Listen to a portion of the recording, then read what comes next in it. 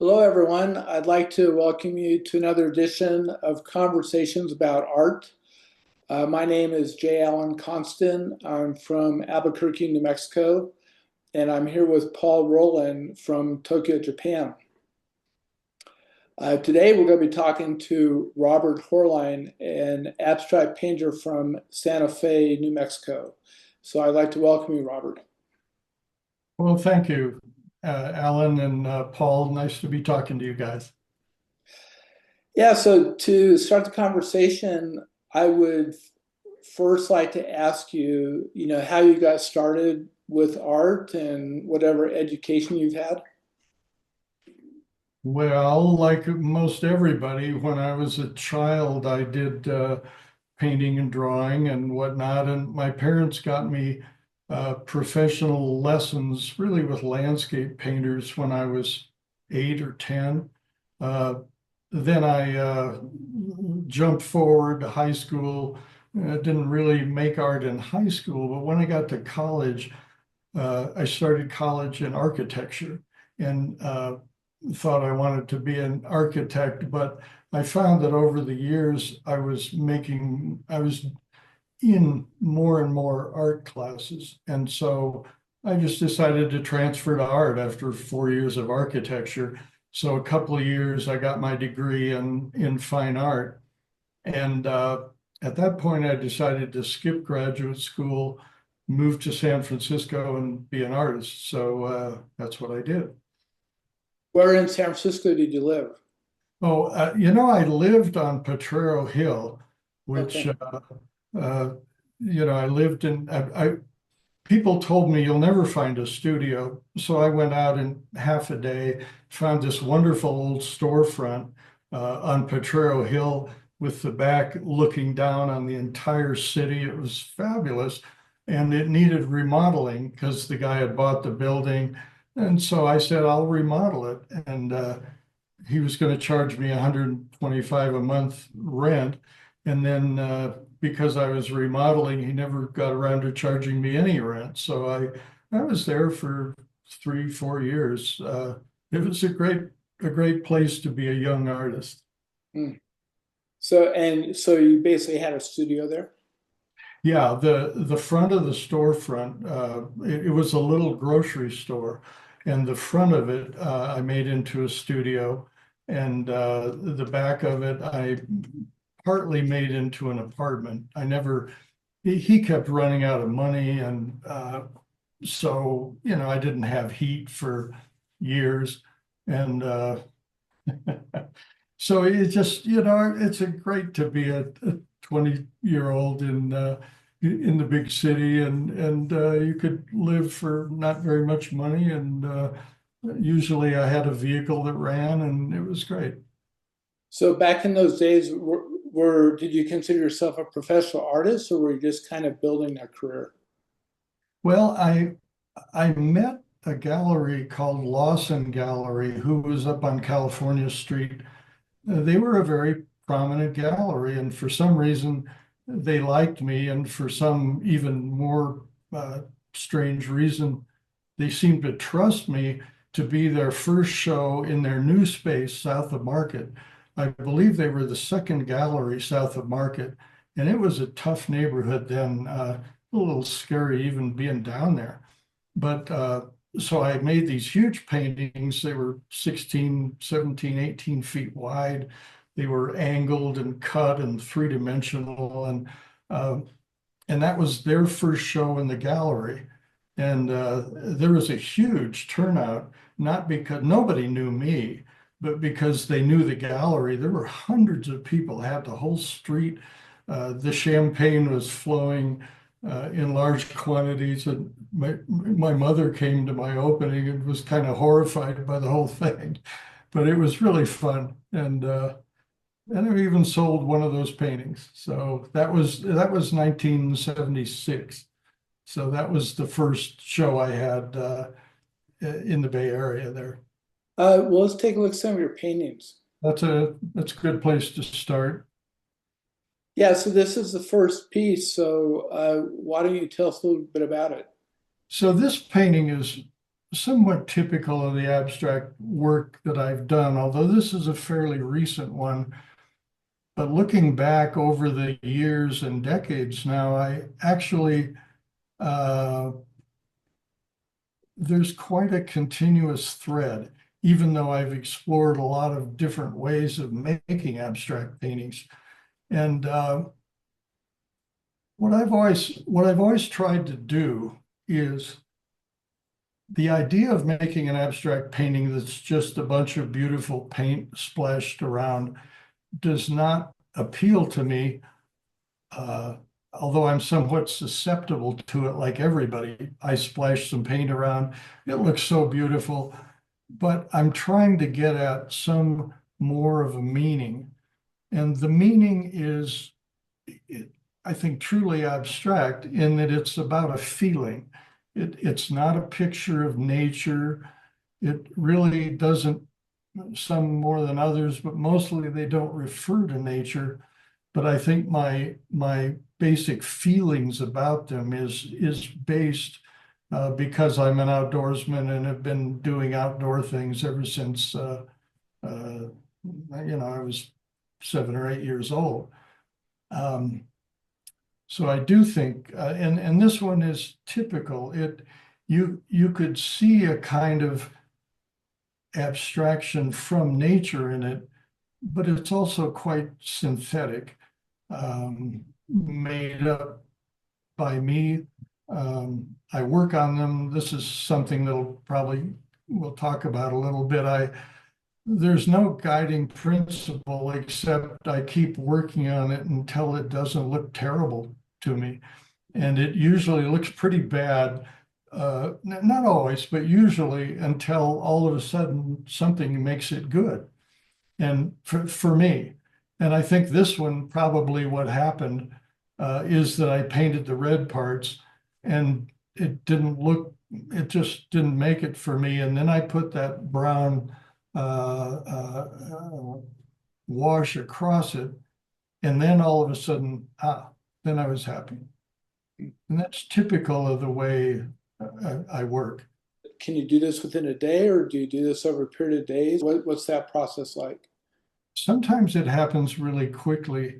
I explore in different ways of how to use graphite paint, several kinds of paint, sometimes combining 2 or 3 canvases or pieces of paper together, sometimes collaging. I feel like every painting is an experiment, and an experiment, not like a scientific experiment where you have a thesis and you're trying to prove it.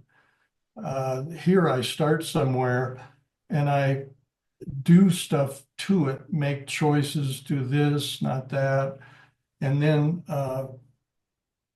and I don't really know where I'm going with it, but I know when I get there in general. And, I do occasionally, I think, destroy things by overworking, but usually I don't. Usually I'm able to see when it's good enough. My daughter's also a painter, and I always tell her the 95% rule. When you get it about 95% right, whatever that means, then stop. Because trying to squeeze the extra 5% usually destroys the whole thing. And Alan, you with your photography, I'm sure you can relate to that. Yeah. That's a good rule of thumb, actually. So this is a diptych? Yeah. I've worked a lot in black and white. This is a combination. This one is acrylic and graphite. I often use acrylic, graphite, and oil paint. And I like to work, I don't know, color is a whole subject of its own. And while I love the colors that I find, and they're usually made out of the oddest mix, and they're usually layered on top of each other. Rarely do they happen by themselves. But black and white is kind of the basis of it. I guess it's drawing, like drawing is the basis of painting. And so like this one, I felt good to leave it the way it is. This is two canvases combined. I've done that a lot with two canvases, sometimes with three or four. I love these scribbles. I can see it's a thread through all of your works. Where did they come from? What do they mean to you? That's actually a great question. And they come from, I don't know where, but I've always done them. When I was in college, I did scribbly drawing, something about, and usually kind of looping like this, but not always, but usually. Uh, Something about that, it's an energy pattern. It's a way of feeling the energy through your hand and recording it somehow. In this painting, it on the right side, it's in big, dark, kind of black swirls, and on the left side, it's graphite drawn like that. It forms a basis of a context, and I think every painting I do, you could say, is like an object in context or like an energy pattern in the context of a field. And another thing I could say about that is I spent years making field paintings that really were without a center, no object in the middle. But I always found that I couldn't take them quite to the edge. I always kind of edged them in a little. So in a way, there was an object. And I think the integration or disintegration of the center of focus and the field has really, you could say, has always been what I'm after. So this mark making started way back when, and I don't know, it still works for me, and I'm still looking into it and finding new things that I didn't think about before. Now this is a painting on paper, and this is kind of new for me. Not the idea of painting on paper isn't new, but this is a 19 by 24. And I've done now in the last 3 or 4 years, I've done maybe 100 of these. And I'm going to have a show in late 2025 in a gallery in Iowa that is going to show a bunch of them. He wants to show, it's a big gallery. He wants to show a lot of them. So I think we'll end up with 50 of them or so in there, which will be interesting to me because it's something I've really poured my heart and soul into. And this one is quite a standalone oddball one. Some of the others are more mainstream for me, but I don't know. One thing I would say about this is this bright blasting red has always, it appears pretty often for me, and it's just something I love the way it works. Again, I think it's a context thing that some elements drop way back, the bright red blasts you in the face. And I sure will see some more with that coloration. So it looks like you created a small square painting within the larger painting. I mean, is that a collage or just painting right on the canvas? It's collaged in there. It's a Oh, separate piece of sometimes fabric, sometimes paper. This one's paper. I often collage things together. One of the important things about this contextual push and pull is sometimes fragments of different things. And this sort of yellowish and black drawing, I have a lot of fragments in the studio, maybe hundreds. Uh, and I sometimes put them into paintings. And sometimes I just have them up to look at them, and I have drawers full of them. One of the things I've found that I think is important actually to me is that if I'm in the right place and then I just do something without any thought or any planning or anything, sometimes that's where my best stuff comes from. And I think this yellow and black part, no doubt, was one of those. It's just like I'm sitting there with a piece of paper and what would it be like if I did that? And so then I do it, and then I don't know what to do with it. So it probably sat around for a couple of years until I collaged it into this piece. So did you put the smaller piece on a canvas and then worked around it, or was that after you started the main canvas? I don't remember for sure. I got a hunch I did some of the red first, and then, but I can see where the red goes over the black. So obviously I kept going. I think if I remember right, and it happens often, I get something about halfway there, like the red, and it doesn't really jump. And then I work it over again. And I think that's what happened here. So first the red, then the collage piece, then the rest of the red. Yeah, it looks like the collage piece is overlaying some of the red, and then you worked it some more. I mean, that's the impression I get from it. Yeah, it probably it does look like that, and I think that's how it came out. All variations and strange possibilities end up being tried at some point because it's funny. I've said this before, and people I think understand it that I, I go at it from a whole lot of different angles. I do three-dimensional things. I do a lot of things, and funnily enough, I end up doing something that looks like something I would do. Again, this one has a basis with drawing. Uh, I think this was one of the ones that was really terrible until it all of a sudden got exciting to me. Um, I think that oxide orange color that's on the surface, until that got there, I think it was pretty dull. Uh, Funny how that happens. And then I drew through the oxide orange. Every variety is, I feel like I've tried everything. Again, this is the 19 by 24 paper, and I have a lot of those. In some of the statements you sent to me, you talked about layering a painting until it feels right. Right. I'm just curious about your layering. When you start and you put down a layer, do you let the layer suggest to you where you're going to go next with it, or is it just kind of trying different things and experimenting?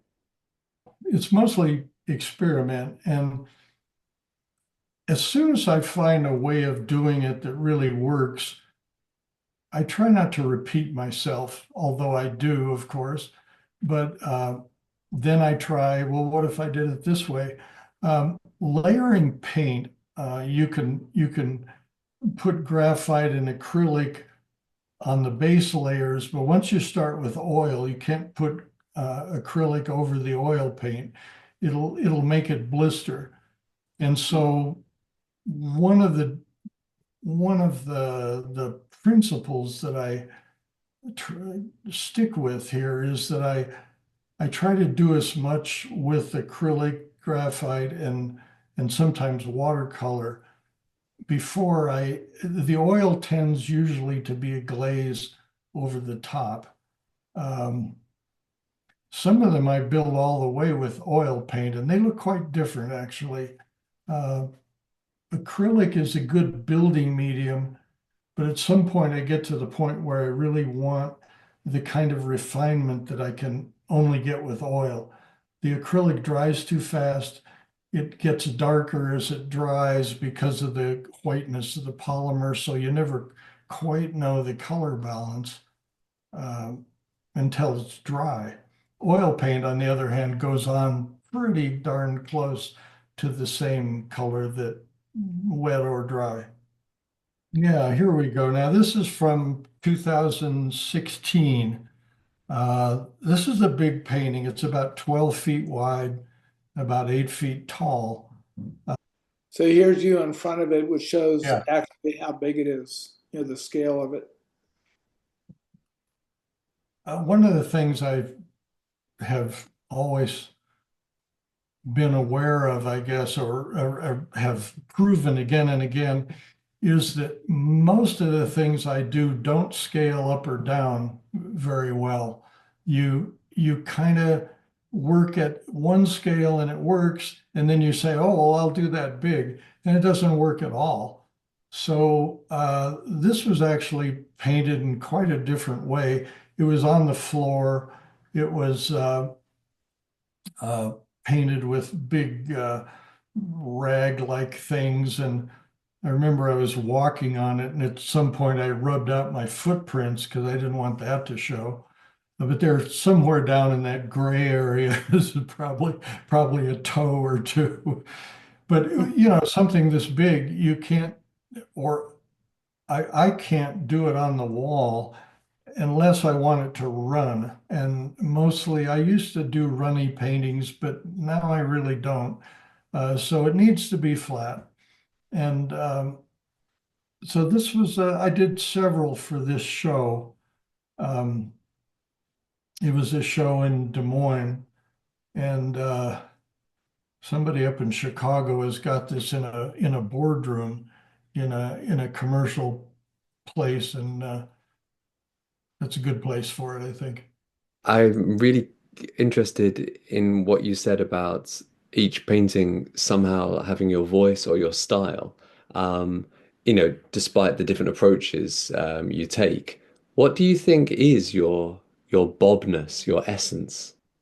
Well, that's a challenging question. I think yeah. Let's talk about that. The idea of style to me implies some I don't know, maybe imitation isn't the right word, but some way of planning for it to fit into a category.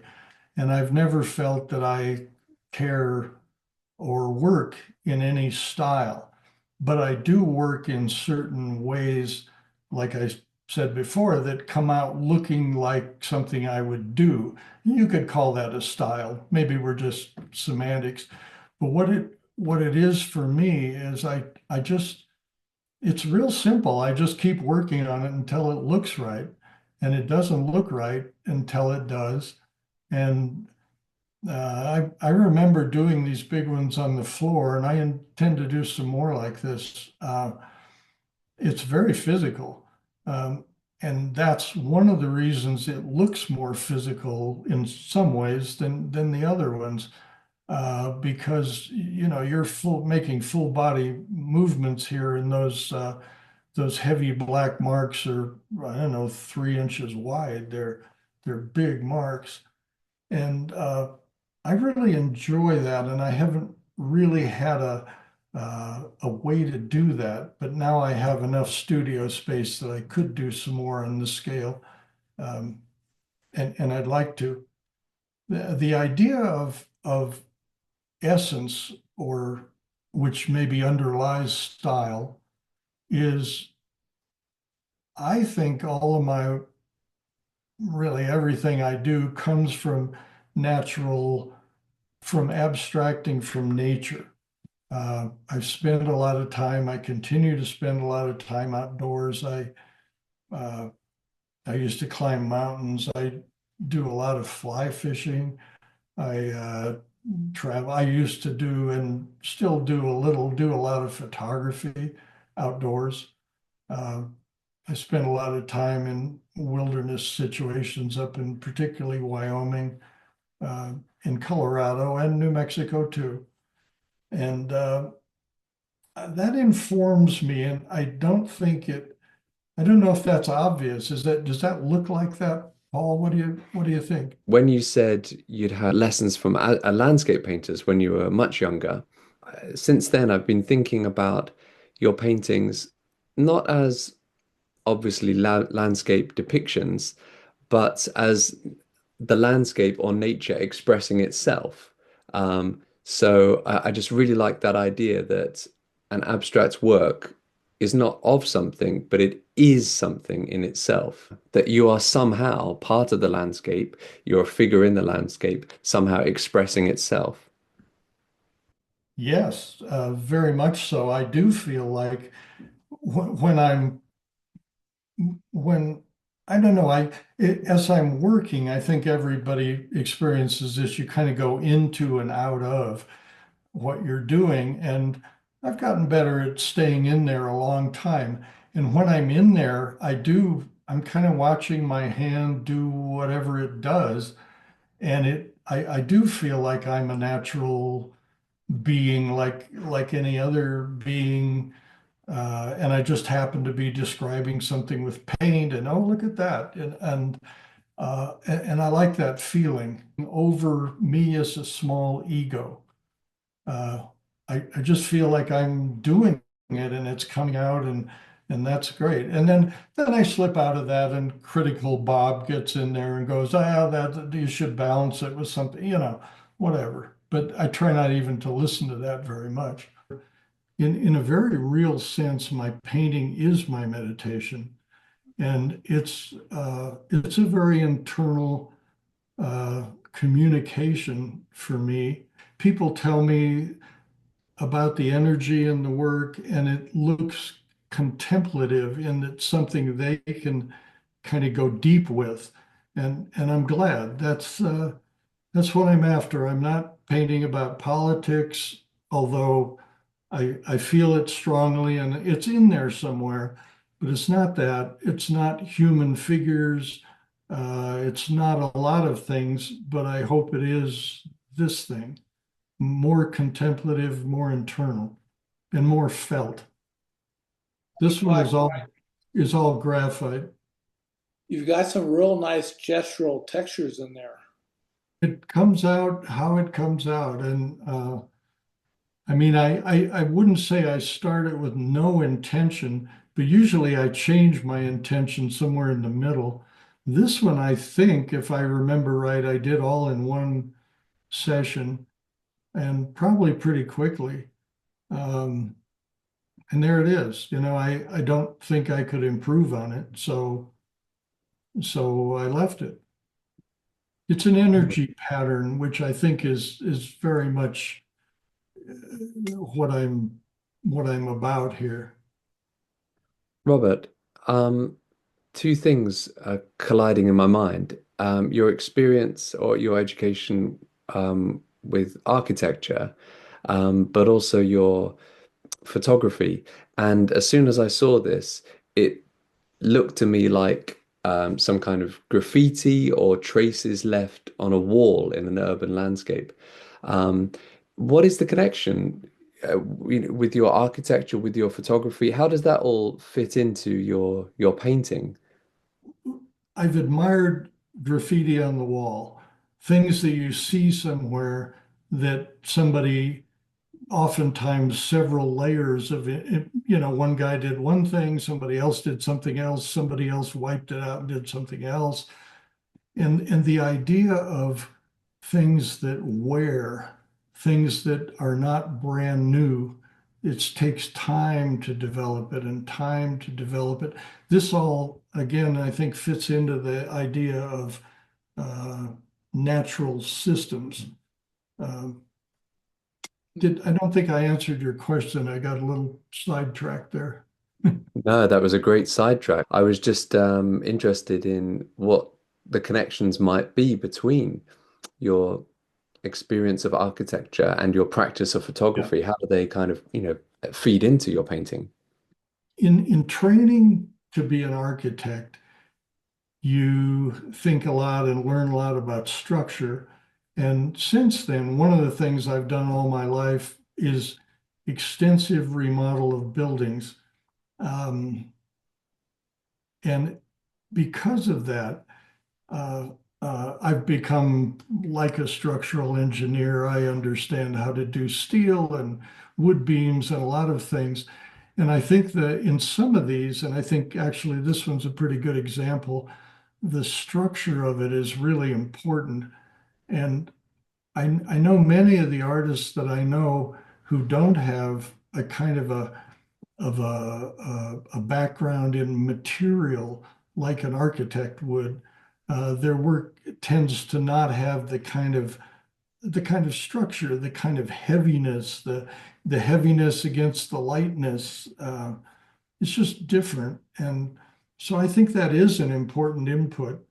Uh, I decided not to be an architect because basically it seemed like it's such a struggle to try to do what you know you really ought to be doing because the people don't understand it, they don't want it, they can't afford it.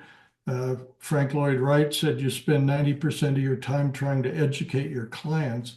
And of course, that's more egotistical than I would be. But the thing is, when here, there's a kind of freedom to it. I have a piece of paper, I have a bunch of paint, it costs a few dollars, which I can afford. And then I can do anything I want. And I like that because it allows me to just kind of step aside and let it happen. Yeah, these are brand new. There's several in a row here. Um, these were painted for the Des Moines Gallery last year, and now they're in the Des Moines Gallery. They've um, I decided usually I put down this what I call scribbly drawing. I put down the scribbly drawing and then I modify it in some way. This time I decided not to modify it, to just leave it bare. And these are pretty big paintings. They're about 4 by 5, 5.5 feet. See, that's even more stark. Normally I would do something else on that, back to the idea of layering and whatnot. Uh, I don't know. This is kind of new for me, actually. And I just thought these were really successful. And there they are, and either you like them or don't, but they're just plain what they are. They really remind me of Jean Cocteau's illustrations. Huh. Uh, I'm just yeah, and maybe Miro as well, but Jean Cocteau for sure. And I'd love to be thought of in association with those guys. It's just, I've been doing this scribbly drawing thing for a long time, and I don't know if I just like get out of my own way and do it, then I had fully intended with this series of paintings to do some more painting on them. And I just, for once, I decided to just let it be real simple like that. And one of my artist friends was over here and he said he thought this is raw canvas and the white is back behind the black lines. That's all there is. He said he thought the white gave it the same kind of context in a way that I usually work with. And it kind of does. I really hadn't seen that, but I think without the white, they would not be successful. And I didn't know that when I was making them, of course. I just made them and then I thought, oh, yeah. Now that one has a little more, it's a little more complex. The one piece is collaged in the white and gray and whatnot on the right is collaged into the canvas. And then that piece to the left is painted over the whole thing. So that's a little modification of that idea. Your scribbly lines seems very fluid and unself-conscious. I mean, do you have to get yourself in a particular frame of mind to kind of let go of what you think it should be and just find that kind of freedom to be fluid? It's a really good question, and people ask me that. And I know a lot of artists get themselves in kind of a state of mind. Um, I had kids, and now I have a granddaughter. And frankly, I always fit everything I ever did into, 15 minutes there and a half hour there. And I don't have time to get into a frame of mind. I just go at it. And what usually happens though, because I guess I do get in a frame of mind, is I just start. You put down some black paint or whatever paint, put that down, and then, well, then you do that, and then you do that, and then and pretty soon I've forgotten everything. I've forgotten about the kids and the taxes that I'm trying to figure out and whatever else is going on. And so I guess that's the way I get in the frame of mind to do it, is just by starting. Now, one of my favorite quotes from Chuck Close is that inspiration is for amateurs. And I think that's really right, that we don't have time to be inspired. We just go down there and do it.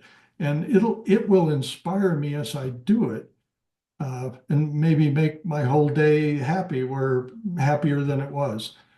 This is another big one from 2016. It's about 8 feet wide. Yeah, there it is. And that one ended up in a lake house up on Lake Michigan, way up in the northern part of Michigan. It looked like a pretty nice house. So I'm glad that that found a good home. I absolutely love this one. And all of your words about playfulness and letting go reminds me so much of Alan Watts, Yeah. um, and just this idea of getting out of your own way. I love that playful spirit in this. Are there any writers, philosophers, spiritual thinkers that you feel that you feel a connection with? Well, a lot of my spiritual background has come from Hindu tradition through Maharishi, through Amritanandamayi, the woman saint that people call Amma. Those two people I've spent considerable time with. And the thing that sticks with me over the years is what they call Advaita Vedanta. And basically, that is non-duality, that there is no separation. We are all of this is us. We can get out of whack and sort of be out of that, but not really. Even being out of whack is still in it.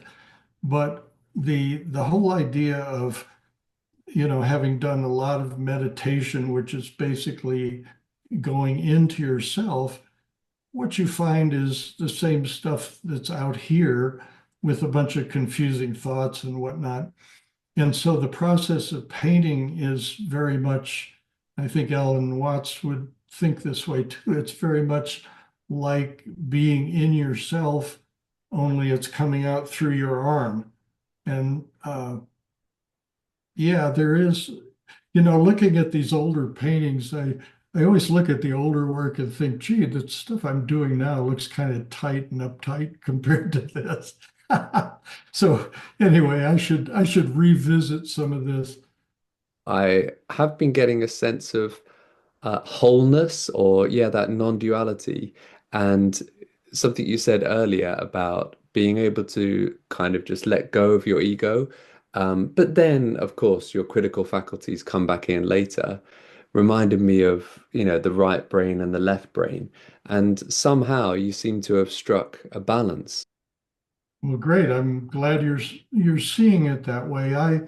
When how it is as an artist, we do something and we think it's like makes sense to us, and oh, that looks great, and then you really don't know what somebody else will see in it. Uh, and I'm glad to hear that people see a kind of wholeness and a kind of elaboration out of a small kind of uh, compact center comes an elaboration, and then it's done, and it's time for another elaboration. It's actually quite simple, but sometimes it's hard to do it.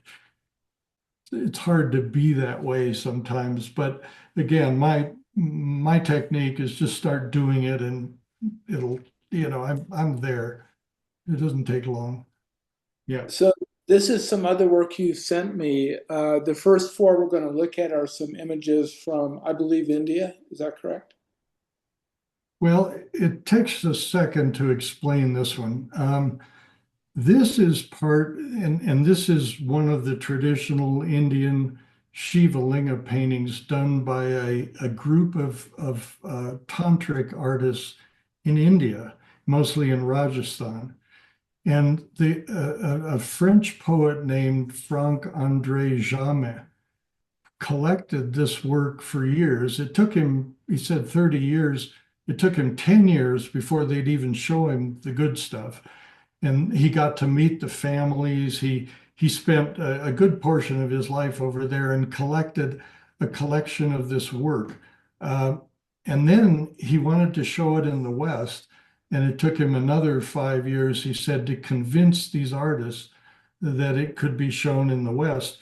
You'll notice it's got a name of a place on the bottom and a date. These are all anonymous. The families and the artists that make them do not identify themselves. And I think that has, like Paul, you were talking about the ego. I think that has to do. Now, I'm an ego guy, so I want to be identified with it, but these guys are different. And so this work, he finally talked them into letting him show it in the West. They showed it at the Venice Biennale in 2013. They showed it at the Drawing Center in New York and Feature Gallery in New York. And then through a series of events that I don't think we need to go into, it is now owned by this gallery in Iowa that where I've shown work before. And they invited me to show my work with this lingam shape with these works. So here's, yeah, click that one. That's one of mine. And I have many. I started working with this shape 25 years ago at least. And the way I came to the shape is that it's just for me the simplest form of a body. I had spent years making field paintings that did not have a figure in them. And more the paint kept converging into something. And the something, eventually I just decided, well, why don't I use this oval shape? And I was vaguely aware that that shape is an Indian painting shape called a lingam. They seem to pronounce the plural now linga. But I don't have any of the tantric background or any of the religious input into this. I'm a Western artist making paintings that trying to make decent paintings with this simple body form in it. And so that's where I've come at this. What the curators of this collection saw is that some of the images, some of the feeling about the images is similar to the traditional work, or I don't know if even similar is the right thing, but they're minor contemplative objects also without the religious connotations. These are objects of worship in that culture. My paintings are not objects of worship, they're Western paintings. And so I got really interested in the idea of that we could come from two really different universes and arrive somewhat at the same point. And that's going to be the theme of this show. I've asked them to delay the show. It was going to be 2025. Now it's going to be, I think we ended up with April of 26, because I want to talk to some institutions and some writers and see if this can be a traveling show. Maybe I know of a couple of university galleries that might be interested, a couple of museums that might be interested. And I think the idea of a Western artist and this religious tantric tradition kind of converging on a point is very interesting. It's really interesting to me. So I'm making a whole bunch of new paintings. I've got I don't know, 30 or 40 new ones here, and I intend to make a good deal more, even though we're going to end up with 10 of them in the show. But I don't care. I'm trying a whole bunch of different ways of dealing with this, and it's been very exciting for me. I want to make a really coherent presentation about the two. I have all the pictures of their work, but I don't want to only have my older work. Like this one we're looking at here is 2022. I'm already in I think I've taken this thing quite a bit farther. And so I want to get the new work that I'm doing right now in the presentation. Then I've got to talk to people. Then I got to then the curators will eventually decide what the show is going to be like. So it just was going to take time. And I feel like I want to explore this more fully before everybody clamps down and makes whatever it's going to be. So that's that. So how large are these images that you're working on? Oh, these are small. Uh, the traditional works are mostly 16 by 12, maybe a little bigger. Some of these this one is, I believe it's 9 by 12. Uh, a lot of them, most of the ones I'm working on right now are 19 by 24, that same size as the paper, although these are on wooden panels. But I want to make a few large ones that are 6, 7 feet high. I also am going to make a couple of totally three-dimensional sculptures using this shape. Uh, this is all, as far as I know, it's certainly for me, it's new territory. I've I've never seen anything like what I want to do, particularly the three-dimensional shapes. Those are going to be they're going to be very, very odd and very unlike the three-dimensional stone lingams that are worshipped in India. These are coming from a different universe. So I'm really excited about this. And I want to take the time that it'll take to kind of fill out the idea. So if I understand you right, these images, especially with the oval in the middle, it's almost like you're concentrating your energy in a tighter space. Is that accurate? Yeah, yeah, I think that is because I mean, it's not so much different than the rest of what I'm doing, except if you converge it a little more and let it become this kind of stylized geometric shape, it, it seems like you end up with something like that. Unfortunately, we're getting to a point where we need to wrap this up. Well, Bob, thanks so much for sharing your ideas with us and your process. I really appreciate what you've given us today. So thank you. Well, thank you. I appreciate talking to you guys, and it's an opportunity. So thank you. Oh, thank you so much. Thanks, Paul.